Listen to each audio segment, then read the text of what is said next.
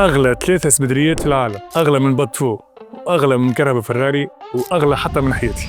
مجموعة دينستي كولكشن هم أقوى مجموعة وأغلى مجموعة، بيعوا ب$8 مليون في مزاد علني قدام العباد الكل. نحكيوا على بريس 23 مليار، وهم اللي خليهم غاليين شنية كانوا خاطرهم تاع مايكل جوردن، وكانوا أغلى سبدريات في التاريخ. نمبر 2 اير جوردن 13 لاست دانس، لبسوا مايكل جوردن في آخر 1998. هذا هو نمبر 2. بول بوي، الطفل اللي يلم الكرات الباسكيت في التيران، مرة هذه يجي مايكل جوردن يعطيه السبدري متاعو، يستحفظ عليه بريود كبيرة ومن بعد يخرجوا باش يبيعوا. تعرف قداش يبيعوا يا جماعة؟ يبيعوا ب$2.2 مليون، يعني ب6 مليارات يا معلم بفلوس توس. ضربة حظ قوية، ان شاء الله نكونوا محظوظين كيف. نايك اير ايزي 1 بيرتوتاي، لبسوا كيني ويست في 2008 في حفل الجرامي، بيع ب$1.8 مليون.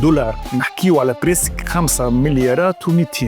هذا اغلى ثلث سبيدري. اعمل جيم على الفيديو واعمل لي كومنتير اذا انت عندك برشا فلوس تشريهم ولا. ان شاء الله نشوفكم في فيديو جاي. باي باي.